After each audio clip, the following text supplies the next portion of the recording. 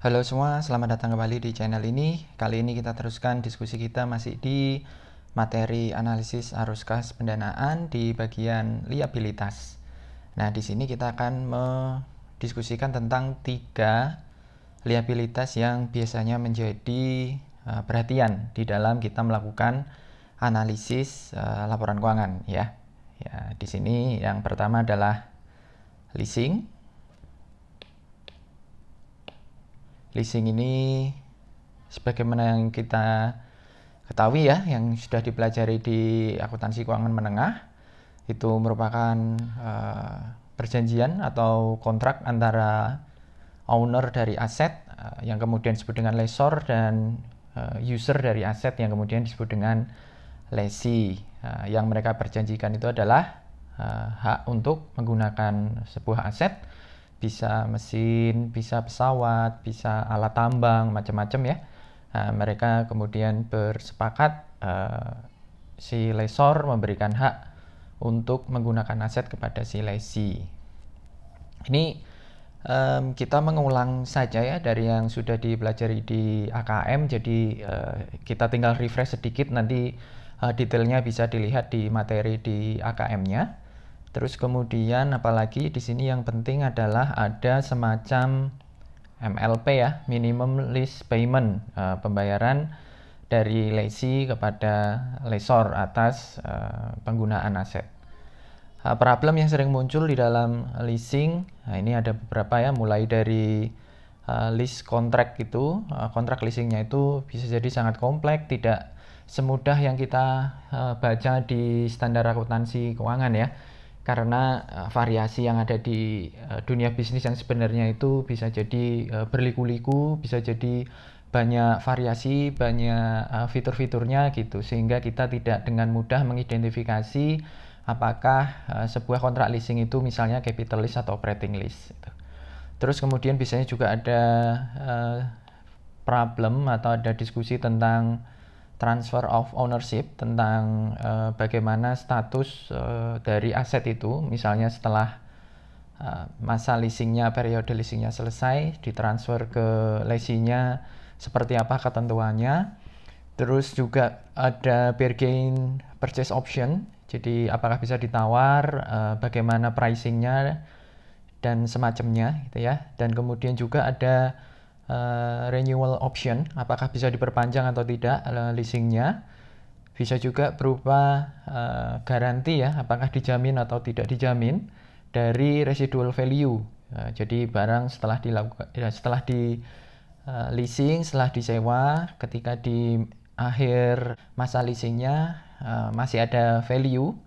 Nah, itu bagaimana penghitungan residual value, apakah dijamin dengan nilai tertentu atau tidak. Nah, itu juga menjadi problem di leasing biasanya. Dan juga ada early termination ya, kalau leasingnya itu mau di cut atau dihentikan sebelum masa sewa atau masa leasingnya selesai. Itu juga membutuhkan perhatian kita sebagai analis. Terus kemudian secara garis besar di leasing ini kita perlu membedakan ya capital dan operating. Ini juga bagian terpenting kalau boleh dibilang di dalam leasing ini, tetapi mungkin sekali lagi seperti yang kita bahas di depan, capital dan operating ini kalau kita lihat sebagai sebuah opsi di dalam sewa, di dalam mekanisme sewa ini ya, itu relatif kita bisa melihat dengan jelas, kan ada 5 kriteria ya. Kriteria pertama, kedua, ketiga, keempat, kelima itu kita bisa lihat dengan relatif jelas ketika kita membaca di standar akuntansi keuangan. Tetapi kemudian ketika kita melihat praktek di dunia bisnis sebenarnya, itu kadang kita butuh satu kejelian gitu untuk melihat apakah secara substansi sebuah leasing itu benar dicatat dengan capital lease atau dengan operating lease gitu. Nah, masing-masing itu punya karakteristik atau punya uniqueness tersendiri gitu, yang biasanya itu terkait langsung dengan bisnis proses dari perusahaan atau dari si lessee-nya ya dalam hal ini. Nah, ini keterangan capital dan operating listnya ini masih sama dengan apa namanya yang kita ketahui di standar akuntansi keuangan, tetapi kalau pengen tahu prakteknya seperti apa sehingga dibilang itu tadi ya menimbulkan atau kita harus jeli sebagai analis untuk melihatnya, bisa dilihat di study case Garuda Indonesia yang sudah di-upload di bahan materi dari analis laporan keuangan. Barangkali di sini yang penting bagi kita untuk kita coba refresh kembali ya. Kalau untuk capital list itu dia sifatnya on balance sheet alias muncul di neraca sebagai aset dan sebagai liabilities ya. Tapi kalau yang operating list dia itu sifatnya off balance sheet. Jadi tidak kelihatan di neraca gitu ya. Tidak kelihatan di neraca, tapi hanya muncul di rent expense di laporan laba rugi. Nah, itu fitur-fitur leasing. Terus berikutnya kita juga perlu paham advantage ya. Kenapa leasing itu menjadi populer? Nah, biasanya digunakan untuk menjual atau untuk mempromosikan barang-barang yang biasanya tuh mahal gitu ya, pesawat, mesin tambang, alat produksi atau alat pengeboran minyak gitu-gitu. Itu kan sifat barangnya itu spesifik dan mahal gitu, maka kemudian dijualnya dengan mekanisme leasing ini gitu. Jadi bagi si seller digunakan untuk mempromosikan penjualannya.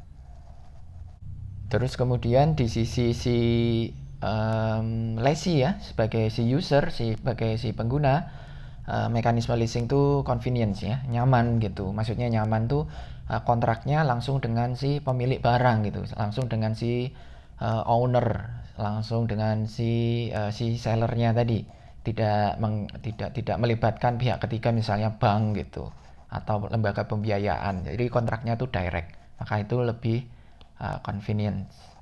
Terus kemudian kalau yang operating lease itu off balance sheet, terus biasanya tuh financingnya fix, terus selain lebih fleksibel daripada debt agreement, fleksibelnya ini karena kontraknya langsung dengan si owner tadi ya, tidak melibatkan pihak ketiga, dalam hal ini perbankan.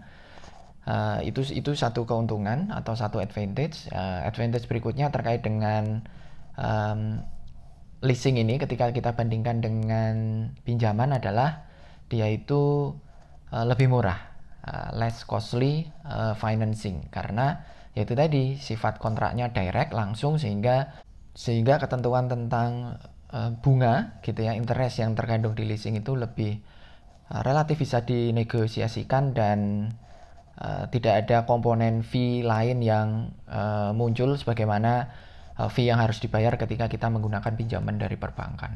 Nah, itu advantage dari leasing. Terus ini ada current issue, mungkin tidak terlalu current juga, di mana tentang leasing ini ada ketentuan atau ada standar baru yang muncul yaitu IFRS 16. Nah, ini mengatur bahwa semua leasing itu tidak boleh lagi off balance sheet gitu ya, tetapi harus on balance sheet, harus muncul di neraca. Nah, ini berlaku kalau nggak salah 1 Januari 2019 ya, artinya sekarang sudah berjalan, sudah berlaku.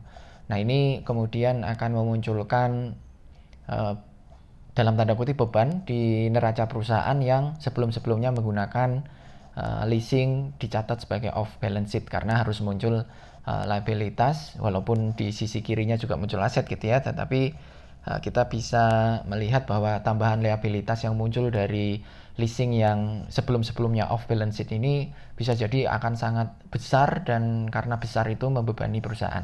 Contohnya kalau di Indonesia yang sangat berkepentingan itu adalah PLN ya.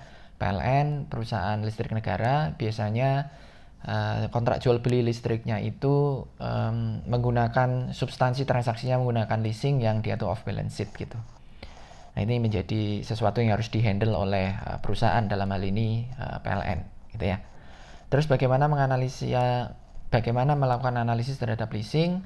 Tentu ini kita akan lebih concern, akan lebih memberikan perhatian ketika leasingnya itu merupakan operating lease gitu ya. Sebagaimana yang tadi kita ketahui, kalau operating lease itu kan off balance sheet gitu. Walaupun dengan IFRS 16 itu kemudian harus on balance sheet sih. Jadi sebenarnya substansi tentang leasing ini lebih apa ya, sifatnya itu lebih bisa kita lihat sebagai sesuatu yang ini sudah tidak terlalu menjadi problem atau tidak seperti halnya sebelumnya ketika masih off balance sheet gitu. Karena ketika off balance sheet itu tentu ada liabilities yang understated gitu ya. Ada kewajiban yang dicatat tidak mencerminkan nilai yang sebenarnya. Ketika understated liabilities tentu pengaruh semua ke laporan keuangan gitu. Karena kalau understated liabilities terus kemudian asetnya juga understated, itu bisa memunculkan return on investment yang lebih tinggi, aset turnover ratio-nya juga lebih tinggi gitu ya. Nah, itu akan menimbulkan bias gitu, akan menimbulkan sesuatu yang atau tidak mencerminkan realitas bisnis yang sebenarnya gitu. Nah, itu tentang leasing ya. Kita beralih ke yang kedua, yaitu kontingensi di video berikutnya.